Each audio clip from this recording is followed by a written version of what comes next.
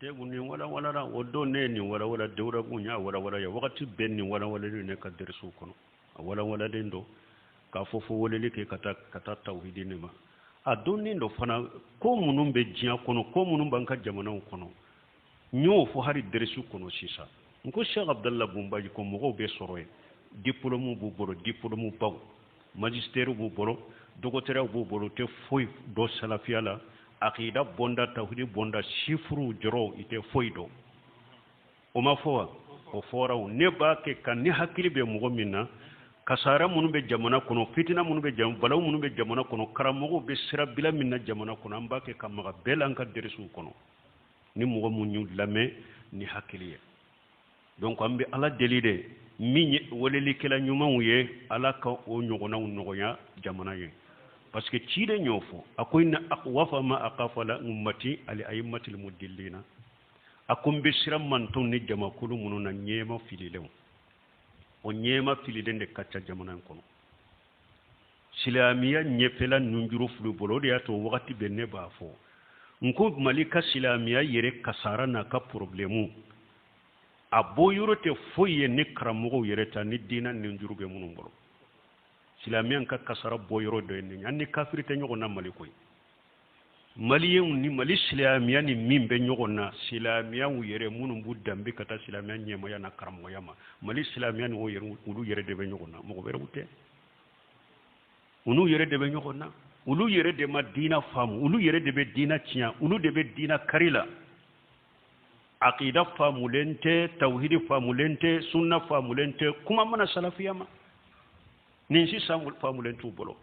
karamo nyuman dobe amerique salafu karamo do marka do fana aya ko fonka kuma la akom malika sunna karamo chama o ka sunna ye munye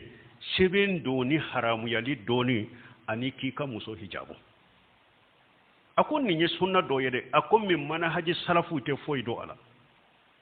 munye famau mina chogo ye dina la salafu tabole minye sebo tabole minye famau mina chogo la dina la ani famau chogo salafu katabolo ni sunna la kute foido ola manhaji salafu te foido ola ube fengo fendo sunna la doro seben doni haramu mori gana ya haramu ye ka muso sutura bombo sibila fini bilal ka bakuru fura ko udo be ninde do nunu nye sunna doye men ni koy beta manhaji salafu yorola ani aqida yorola shifru ite foy doye i donna o yorola doro inu kelela o te foy kalamala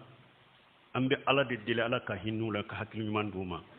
jamana yere ka fitina boyoro beyes at silama yere de munu yere bu dambe kata karamo ya yere ma jamana ka fitina boyoro beye ulude ulude nyode fo nyoa fo har dawra bunko fama komin fulani nye ka bo fama contrôle la hala sabadero boli be ke fama contrôle ka bamuruta fama kama marfata fama kama ku kale boli do fama kofe boli do fama kama kawariju ka barade do kawarijado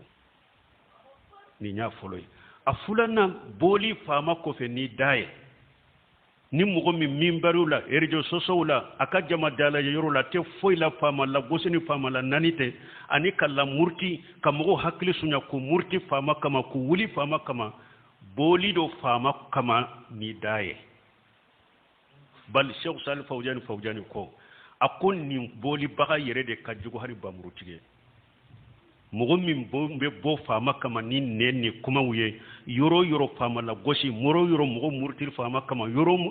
mugo lakanu ka wuli fama kama akum mi sigilem fulen ni na be kuma fama ka bo fama kontura na kuma kanya kwa ka jugo bamurutige akko parce que kuma kela inde be bamurutige wuliyo kuma kela de be marfatigi wuli Abdullah ibn Saba nko ka bo Usmana kofe aya damina ni kuma de fulo ka mugo lasu ka do hakilila fuku murti ka wuli Usmana kofe ka fa kuma kila inde be bamurutigi wuli kuma kila inde be marfatugu wuli fama kama anyogon kawarija jugute kawariya bara kawarija jugu ba aka juguni har bamurutigi wuye ni nye fulana sabana ka bo fama kofe ni ka aqidai har ni e fana ma bamuruta imam marafata ite kuma minbari ka famaw ka me abe fana dusukun kono an ka fama munun fulen ninye silamiya sariya ka famaw yerete nunu nye nunu te famaw yere adagare ka marashi ku contrôle adagare ka kuma ku ka famaw yerete hari ni e fana ma kuma ite foila nin nimbi dusukun kono kawariju barado kawarijul qadiya itogo de ko kawariju sigile donc mbalmu ka bo fama ko fi abe keneni ko sabade ni Sheikh Salih Fawzani ka muhadara dota ayi muhadara minke muhadaratu kayfiyatu tanshibul iman eri keleni ko eli kelen ani militi tani konontoni ko Sheikh Salih Fawzani ye muhadara ko mana islamiya sariya la fama be sigi togodi fama ka hakke jume population ka hakke jume fama ka o ko fe nyinin kalu bena eri keleni ko aya afo ode kono ko ka bo fama kofe ni la hala sabadero nimbe qawariju barade qawariju ka barade nin kelen kele ambe ala delala ka jamana ke me mo jumambe nunun ke jamana kono kafiru de bake kafiru takew silamau de bake karamo de bake et puis munum bu dambe kata sunnama donc nunun tigla mo bu dambe kata sunnama ulu ye sunna jate miniki bolo mina de doro ki ka muso hijabu me utem mana haji sarafu do sunnala sarafu ka tabole minye utado ninde kasara be jamana ka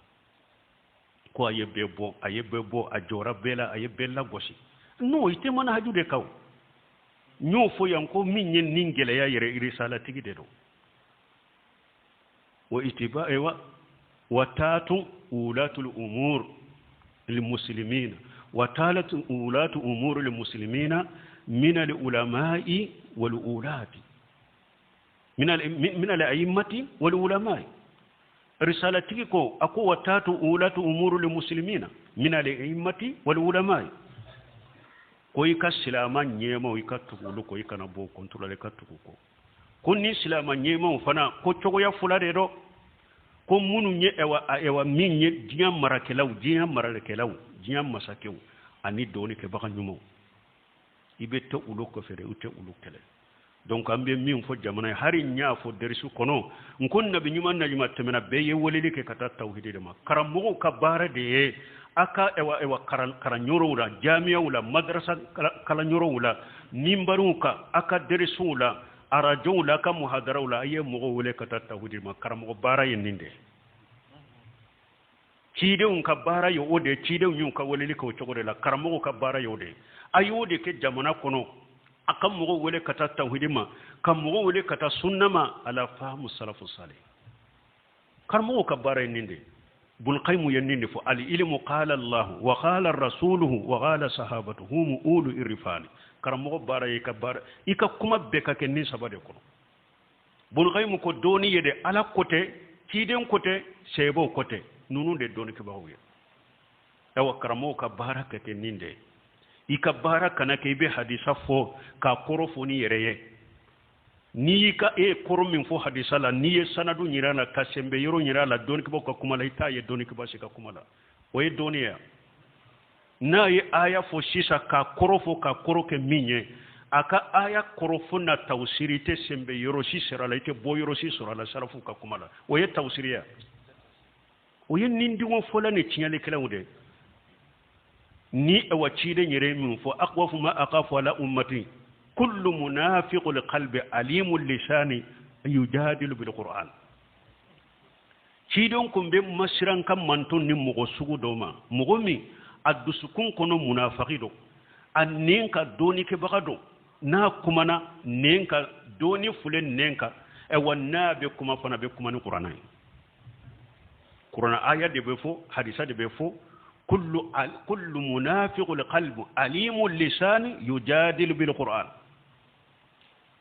منافقين الدسكون كنو ne doni fulen nenka na be kuma ni qur'ana de fona ciden ko ali be siran ni na kam mantum na kosobe donc mantum fule ode kono ambe ala de deli jamana ka karmugo khususa mun budda be kata sunnama ala ka hakkiman duma ko sage kata ciyama de ukashagi kata qur'ana ma ukashagi kata ciden ka sunna ma ko kala ko famu ta bolo min fule jamana en kono ninte koy ala tate nunu nye ciden tate selefu katabolte et puis utel laba de minte ala taye minte ciden ta utel laba kullu shay halikun illa wajhahu fimbe halaki fo ala ka nyedaw fo ala ka jati e wo imamuna maliku hari barake taw bo chogola bara ni kuma na bake ka ke ala taka abake ka ke ciden taka ni dusukun kala sini adillai ala be barika do bara lo be sabati me koko te ala tayi koko te ciden tayi koko te nin jama kulu saba salafu salu ka taboloka amena i bolo chogo fanga soro la bolo chogo ye nema soro la chogo ye daraja soro la chogo labantala mogo jama kulu na ye nyogon deme galonde ka sheikhul islam bunte mi ayofo ako jama kulu na ye nyogon deme galonde ka kala banye nyogon dangade awulla banye nyogon dangade ani nyogon juguya ambe min fola ka hakima de jamana dewma alaka hakima de islamuma alaka hakima de karamogoma o kam mogo wele kata tawhidin ni sunna ma ala fahamu salafu salih fitina mununi tasuma munun fule nunye uku faga uku bila jamana kono silamau de kanka ke jamana kono fitina faga bagawye ani jamana basigi baga